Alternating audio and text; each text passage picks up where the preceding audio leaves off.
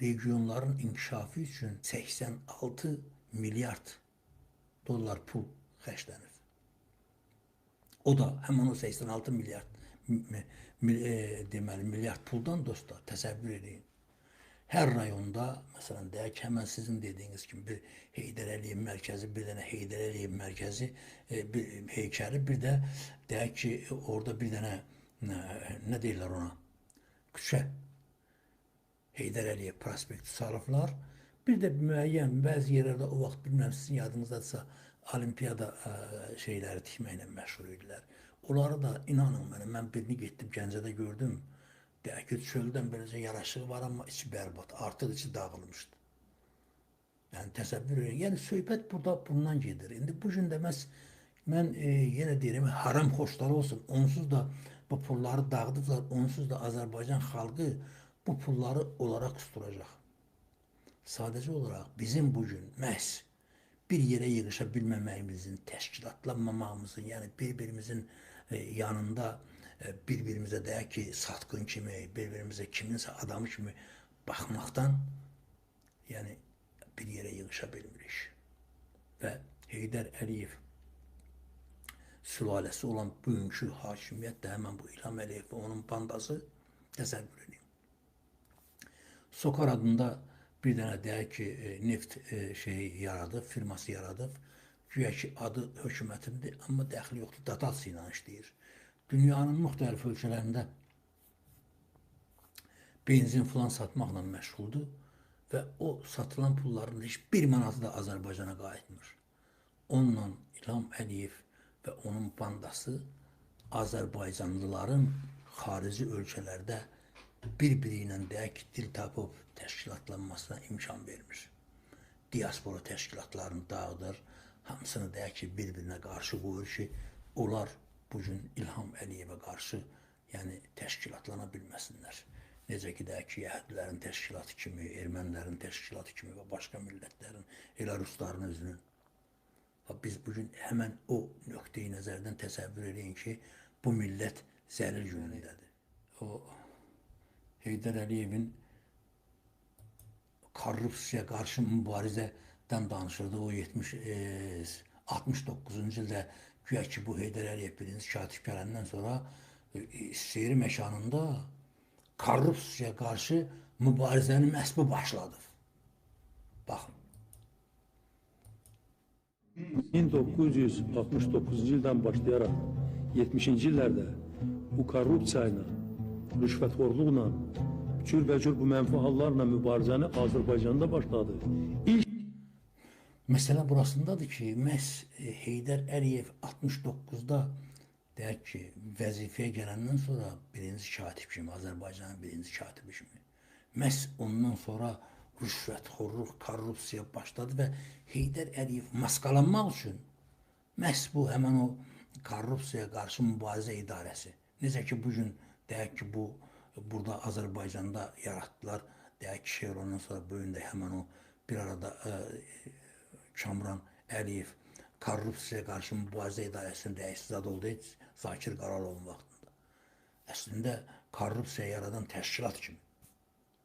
Və Heydər Əliyev güya mübarizə aparır və ondan istintaq filmi meydana gəldi. İlk dəfə bu Sovetlər İttifaqında Azərbaycanda başladı. Biz bunun təşəbbüskarları olduq və bütün o vaxtların Sovetlər İttifaqında bu demək, bizim cəmiyyətimizin bu mənfi cəhəti ilə mübarizə məsələsini biz təşkil etdik və bunun da nəticəsi olaraq məsələn Dapros filmi yarandı. Dapros filmini burada nə çətinliklərlə yaranmışdı siz bilirsiniz də. Bizim bəzi mane olanlar falanlar vardı, amma bəli də mən nəinki kömək elədim, mən ona himayədar elədim.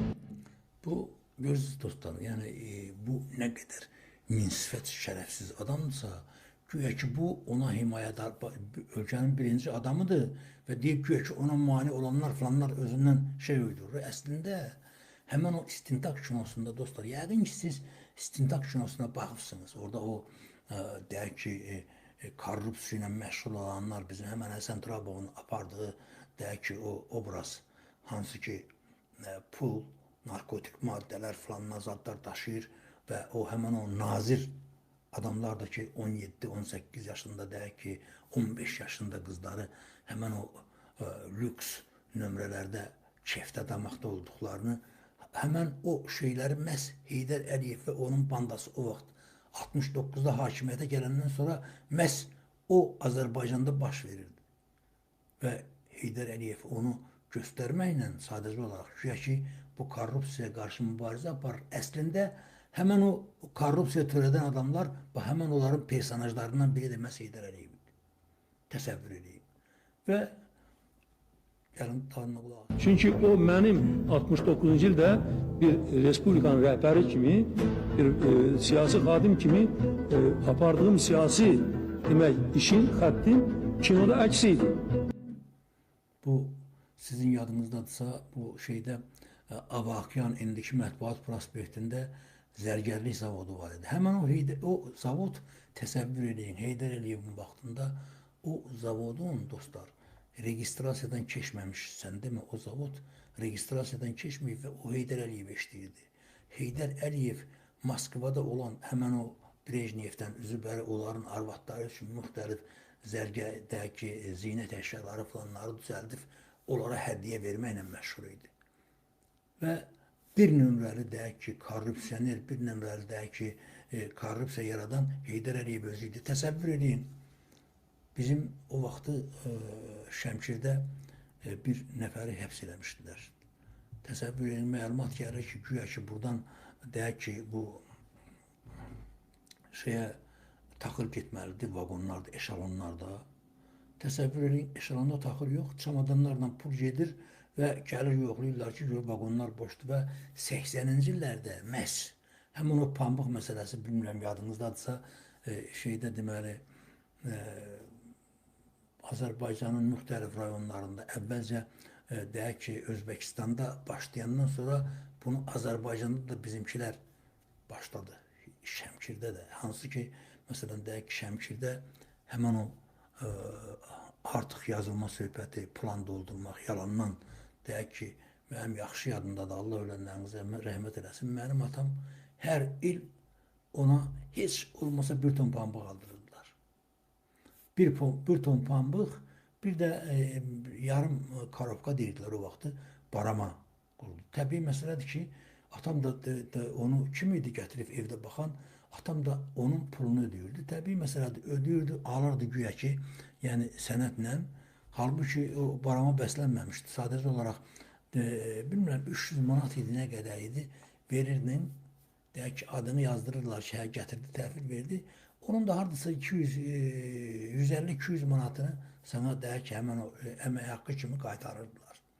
Yəni bu Heydər Əliyevin həmən o korrupsiyadan, o şeydən sonra 93-cü ildə bu hakimiyyətə gələndən sonra Heydər Əliyev ona görə elə birdən-birə dirilmişdi. Ona görə ki, indi artıq ondan heç nə istəmirdilər və öz əli, öz başı istədiyini eləyirdi.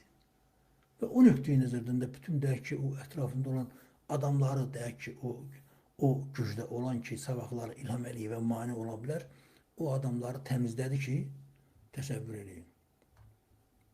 Təmizlədi ki, sabah onlara mane olan heç kim olmasın. Və bu gün də baxın, artıq İlham Əliyev o qədər ixtisaslaşıb ki, təsəvvür edin. Deyir ki, bizdə hər şey sıfırın altındadır. Bizdə deyək ki, korrupsiya sıfır, rüşvətxorluq sıfır, deyək ki, kobudluq sıfır, nə bilim, ağlına gələni danışır.